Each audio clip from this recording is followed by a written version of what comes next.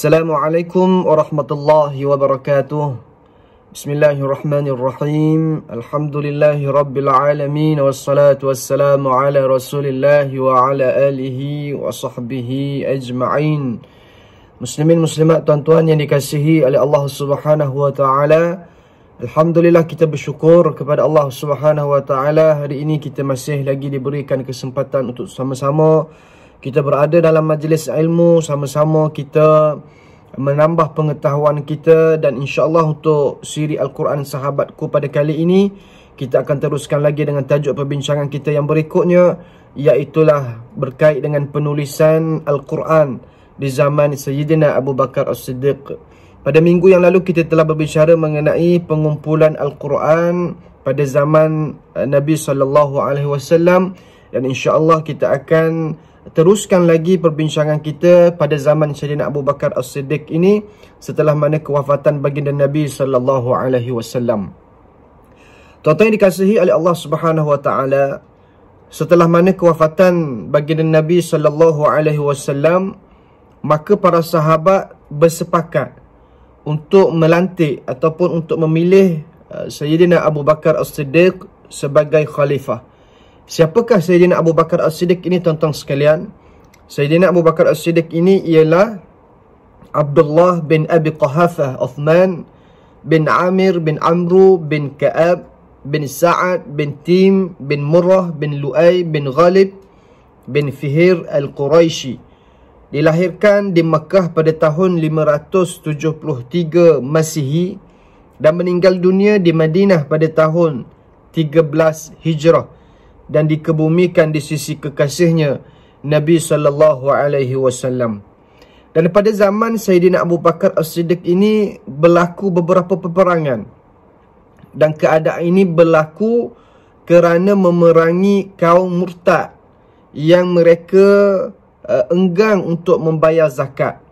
Dalam satu peperangan yang terkenal dengan peperangan Al-Yamamah, ramai daripada kalangan para hufaz yang telah terkorban dalam peperangan tersebut.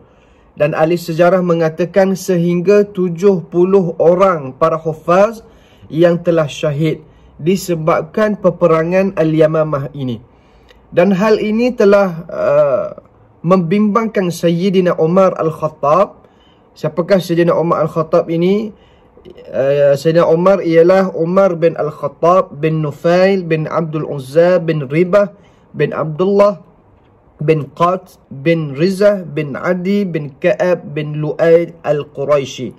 Dilahirkan di Mekah pada tahun 584 Masihi dan syahid di Madinah pada tahun 23 Hijrah, dan juga dikebumikan di sisi kekasihnya baginda Nabi SAW.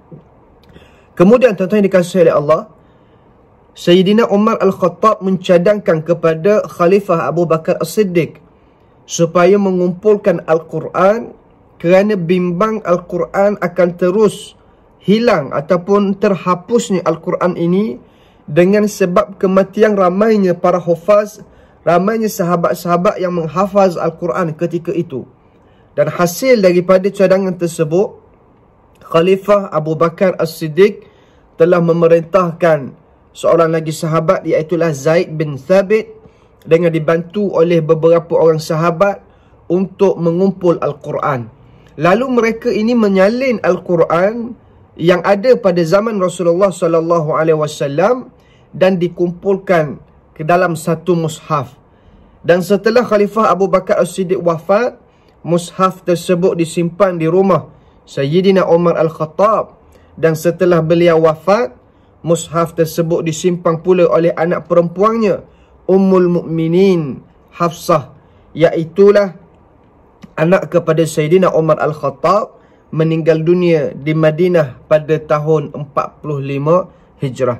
Begitulah secara kesimpulannya ataupun secara ringkasnya penulisan Al-Quran di zaman Sayyidina Abu Bakar As-Siddiq. Dan setelah kewafatan Sayyidina Abu Bakar As-Siddiq, memasuki pemerintahan Sayyidina Umar Al-Khattab, sehinggalah kepada zaman Sayyidina Uthman bin Affan.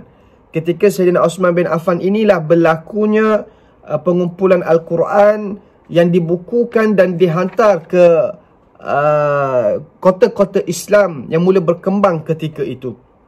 Dan untuk tajuk perbincangan kita hari ini berkait dengan zaman Sayyidina Abu Bakar As-Siddiq atas cadangan Sayyidina Umar Al-Khattab, disebabkan ramainya para hufaz yang meninggal dunia dalam satu peperangan yang dipanggil peperangan Al-Yamamah kerana memerangi golongan-golongan murtad dan juga mereka ini yang enggan untuk membayar zakat. Maka kesimpulan yang boleh kita ambil daripada perbincangan kita hari ini, tuan-tuan yang dikasihi oleh Allah Subhanahu Wa Taala, pengumpulan Al-Quran pada zaman Rasulullah secara bertebaran, tidak dalam satu mushaf yang lengkap ataupun tidaklah berada dalam satu salinan yang terkumpul pada sesuatu tempat, tetapi pada zaman Rasulullah bertebaran, adanya di batu, adanya di pelepah-pelepah tamar, adanya di kulit-kulit binatang dan sebagainya. Dan ketika di zaman Sayyidina Abu Bakar inilah mula untuk berlakunya pengumpulan Al-Quran. Akan tetapi pada peringkat awalnya Sayyidina Abu Bakar sendiri bimbang untuk melakukan pengumpulan tersebut kerana bimbang dikatakan ataupun bimbang melakukan sesuatu perkara yang bid'ah kerana tidak berlaku pada zaman Rasulullah. Maka disebabkan ramai para hufaz meninggal dunia, cadangan daripada Sayyidina Umar Al-Khattab lalu dipertimbangkan oleh Sayyidina Abu Bakar As-Siddiq dan terus melantik Sayyidina Zaid bin Thabit dan juga beberapa orang lagi sahabat untuk mengumpul Al-Quran. Dan ketika mana wafatnya Sayyidina Abu Bakar, wafatnya Sayyidina Umar Al-Khattab, mushaf tersebut disimpan oleh anak perempuan Sayyidina Umar, iaitulah Hafsah bin Umar.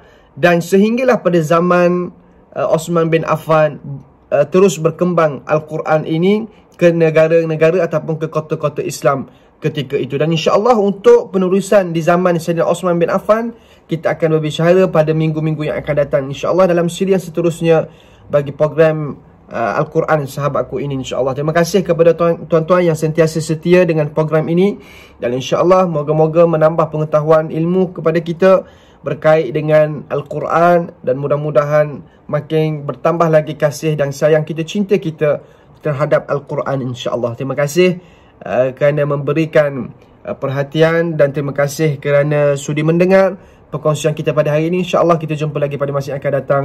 Sekian, Assalamualaikum warahmatullahi wabarakatuh.